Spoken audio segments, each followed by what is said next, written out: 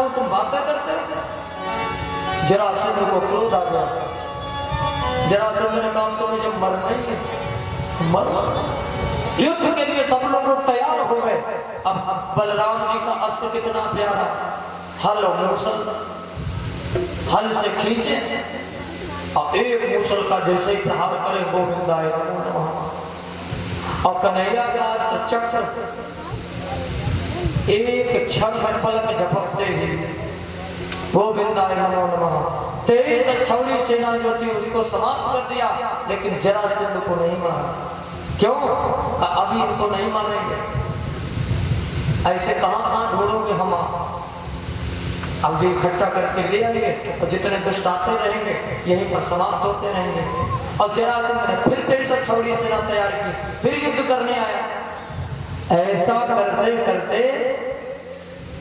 ये जो है 15 बार इसने आक्रमण कर दिया। परीक्षित जी अब विचार करना, जरासंध ने 15 बार आक्रमण किया लेकिन जरासंध को नहीं मारा। क्यों? इसके भी कारण है। भगवान कहते हैं इसको इसलिए छोड़ते हैं कि ये अभी जाएगा अपने जैसों को और लेकर आएगा, और जब ये इकट्ठा लेकर आएगा, क्योंकि जरासंध यहाँ नहीं मारा जाएगा। जब युधिष्ठिर जो है वो यज्ञ कराएंगे तब ये मारा जाएगा। अच्छा, ये बार बार किसी ने पूछा कि बाबा ये बार बार आता रहा, प्रभु इसको छोड़ते क्यों रहते? तो देखो, जो दुष्ट व्यक्ति होता है उसे चाहे जितना समझाओ उसकी समझ में नहीं आएगा। तार्किक व्यक्ति की बात समझ में आने वाली नहीं है, स्वयं भगवान नहीं समझा पाए। आप देखिए शंकर जी कितने, शंकर जगत बंधु जगदीशा, पूरे जगत के पिता थे, गुरु थे, गुरु शंकर रूपिणम, लेकिन रावण को कभी नहीं समझाया।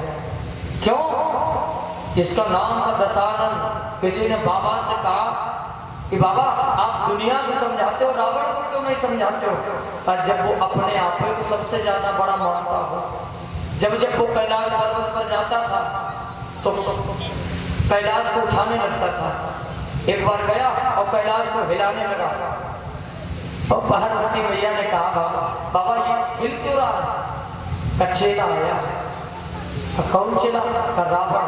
तो चेला आया तो हिला क्यों रहा? जब रावण जैसे चेला होंगे तब तो यही दशा हो।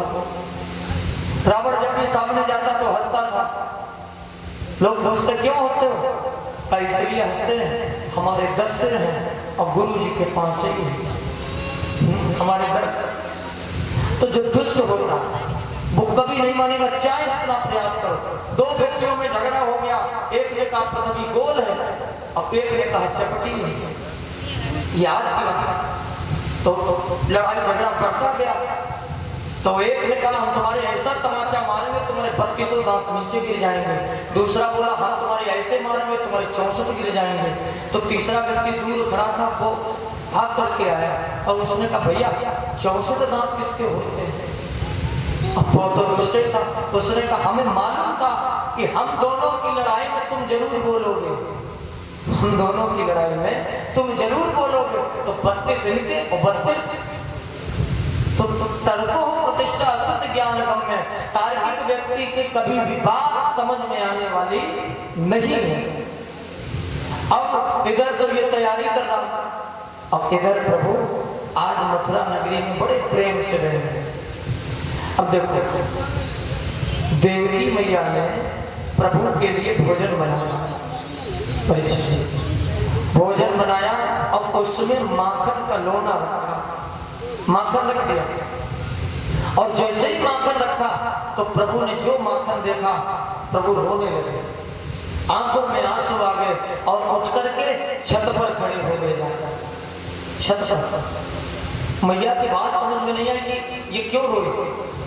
इनके एक मित्र मथुरा नगरी में बने थे जिनका नाम था उद्धव।